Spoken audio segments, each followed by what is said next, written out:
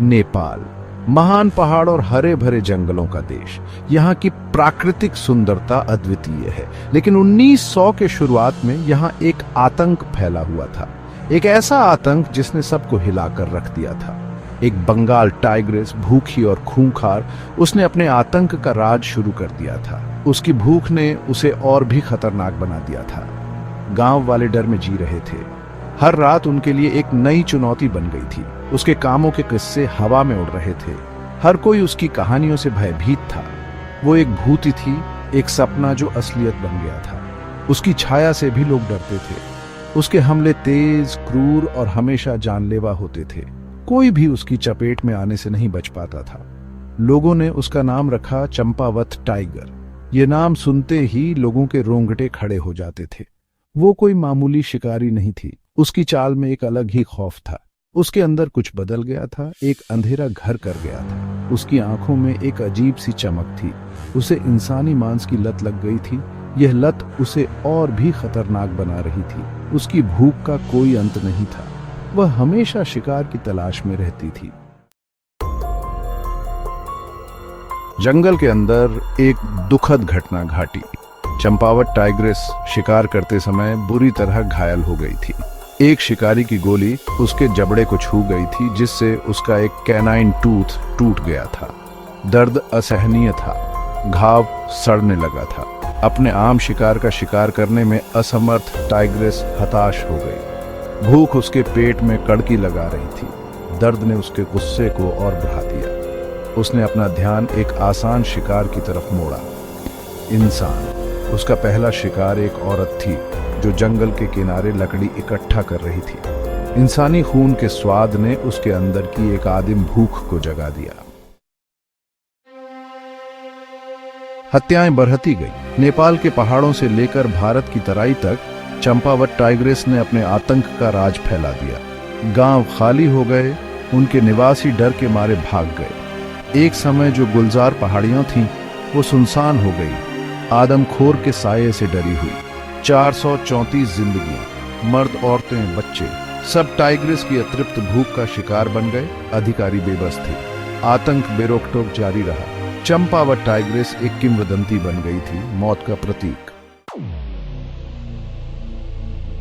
आतंक की फुसफुसाहट अंग्रेजों के कानों तक पहुंची। कुमाऊं का चंपावत जिला अब टाइग्रेस का शिकारगाह था। डर साफ दिखाई दे रहा था। लोग अपने घरों से बाहर निकलने से डरते थे। खेत सूखे पड़े थे। इस क्षेत्र की जो अर्थव्यवस्था कभी फलती फूलती थी, वो ठप्प हो गई थी। टाइग्रेस की क्रूरता की कहानियां जंगल की आग की तरह फैल गईं। कुछ लोगों का कहना था कि उसके पास अलौकिक शक्तियां हैं कि वो डर को सूंघ सकती है। दूसरों का मानना था कि वो भेष में एक राक्षस है। सच्चाई जो भी हो, एक बात तो साफ थी, चंपावत टाइग्रेस को रोका जाना ही था। भाग 5। शिकारी का प्रवेश। जिम कॉर्बेट ने चुनौती स्वीकार की। 1907 में उम्मीद की एक किरण दिखाई दी। चंपावत के लोग जो लंबे समय से भय के साए में जी रहे थे, अब एक नई आशा की ओर देख रहे थे। जिम कॉर्बेट, एक प्रसिद्ध शिकारी और ट्रैकर, चंपावत पहुंचे। उनके आगमन से ग्रामीणों में एक नई ऊर्जा का संचार हुआ। उन्होंने आदमखोर के किस्से सुने थे। हर कहानी में एक नया डर और एक नई चुनौती थी। उन्होंने ग्रामीणों की आंखों में दहशत देखी थी। ये दहशत उनके दिलों में गहरे तक बसी हुई थी। वो जानते थे कि उन्हें इस जानवर का सामना करना होगा। ये सिर्फ एक शिकार नहीं था, ये एक मिशन था। कॉर्बेट एक अलग तरह के शिकारी थे। वह केवल शिकार करने के लिए नहीं, बल्कि जानवरों को समझने और उनकी रक्षा करने के लिए भी जाने जाते थे। वह उन जानवरों का सम्मान करते थे जिनका वो शिकार करते थे। उनके लिए हर जानवर का जीवन महत्वपूर्ण था।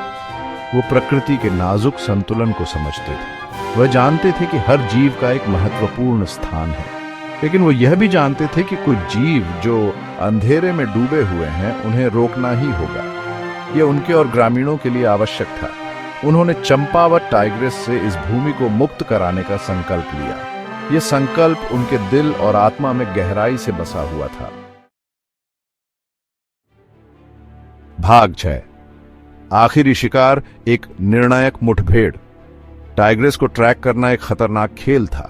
कॉर्बेट ने हफ्तों तक उसके निशान का पीछा किया, उसकी हरकतों का अध्ययन किया, उसकी आदतों को जाना। वो जानते थे कि वो चालाक है, धैर्यवान है, हमेशा देख रही है।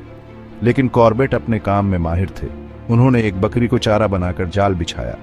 आखिरी मुठभेड़ उतनी ही तेज थी जितनी क्रूर। बकरी की गंध से खींची हुई टाइग्रेस जाल के पास पहुंची। झाड़ियों में छिपे कॉर्बेट सही मौके का इंतजार कर रहे थे। एक गोली चली। चंपावत टाइग्रेस का राज खत्म हो गया था। भाग 7। परिणाम।